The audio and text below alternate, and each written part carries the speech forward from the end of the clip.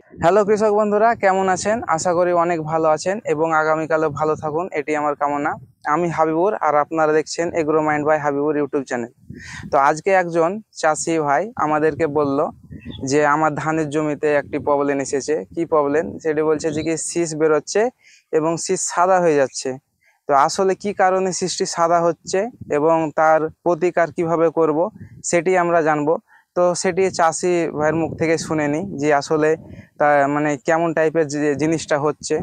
তো চলুন দেখা যাক, বলেন আপনার কি সমস্যা হচ্ছে।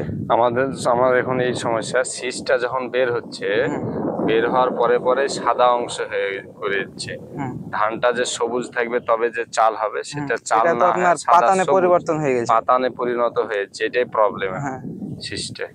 আর কিছু?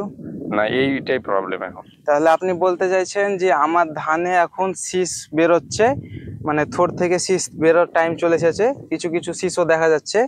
তো এই যে শীষটা আছে, এই শীষটা বেরিয়ে গেছে কিন্তু এখানে সাদা সাদা হয়ে গেছে আর শীষটা ফেটে গেছে, তাই তো?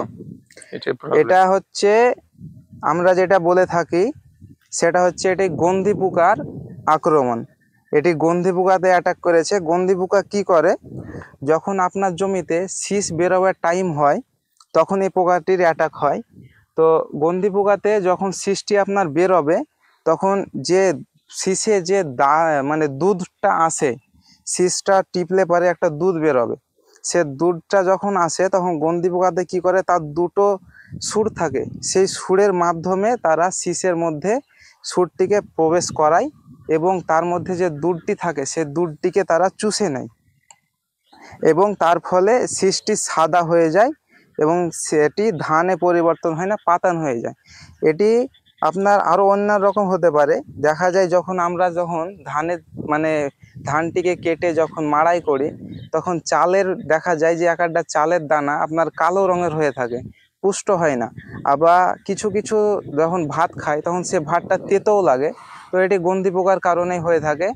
আর গন্ধি পোকাতে অ্যাটাক করলে আপনার ধানটা ভাঙে বেশি, চাল গোটা কম থাকে। তো কৃষক বন্ধুরা, আপনারা এই গন্ধি পোকা সঠিক টাইমে যদি না দমন করতে পারেন, তাহলে আপনার ধানের ফলন প্রায় 20 থেকে 30% পর্যন্ত লস হতে পারে। তো রেগুলার জমি গিয়ে এই পোকাটি নিয়ন্ত্রণ করা উচিত এবং পোকাটির আক্রমণ হয়েছে কি হয়নি সেটা দেখা উচিত। তো আমরা কিভাবে এই পোকার হাত থেকে বাঁচবো এবং কিভাবে প্রতিকার করলে ভালো হবে সেটি আজকে আমরা জানবো। এই প্রতিকার দুভাবে করা যাবে, একটা জৈবিক এবং একটি রাসায়নিক, যেটি আমরা আপনার বিষ হিসাবে ব্যবহার করব। তো আগে জানবো জৈবিক পদ্ধতিতে কি। তো জৈবিক পদ্ধতিতে যেটি আমরা ব্যবস্থা নেব সেটি হচ্ছে শামুক, হয়তো অনেকেই চিনে থাকেন শামুক, কেঁচো।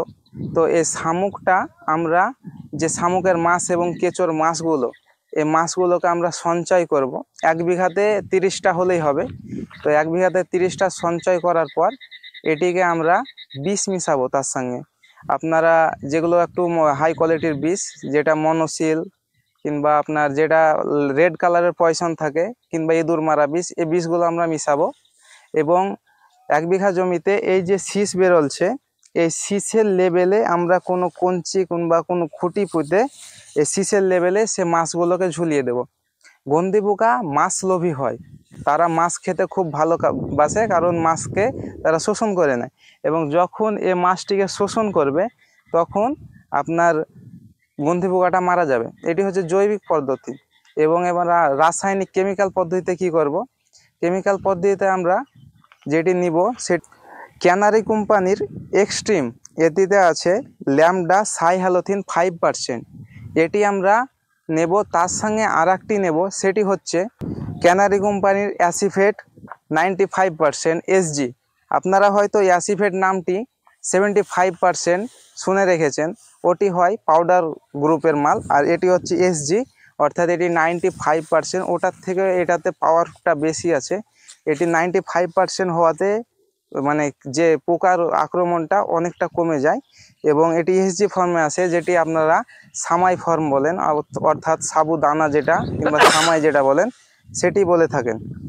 তো এটি প্রতি লিটারে 2 গ্রাম করে, আর এটি প্রতি লিটারে 2 ml করে, অর্থাৎ 16 লিটারে এটি 32 ml, আর এটা 16 লিটারে 32 গ্রাম।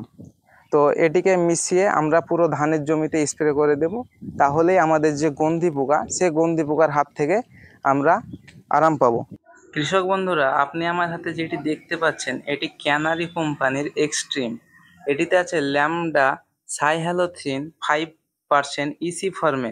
তো আপনারা অন্য কোম্পানিরও পাবেন, এটি পাবেন এর কোনো মানে নাই, যেটি ব্যবহার করবেন সেটিই পাবেন। এবং আরেকটি যেটি দেখতে পাচ্ছেন সেটি হচ্ছে ক্যানারি এসিই, এটা অ্যাডভান্স।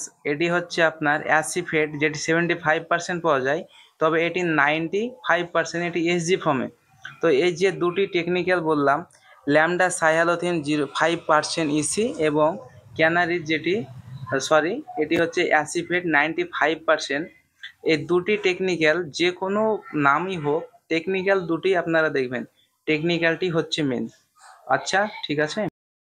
তো এই ছিল আজকের ভিডিও। কৃষক বন্ধুরা, ভিডিওটি ভালো লাগলে অবশ্যই ভিডিওটিতে লাইক দিবেন, এবং আপনার মধ্যে কারো যদি এই সমস্যা হয়ে থাকে তাহলে তাকে ভিডিওটি শেয়ার করবেন। ধন্যবাদ। চ্যানেলে নতুন হয়ে থাকলে চ্যানেলটি সাবস্ক্রাইব করে দেবেন।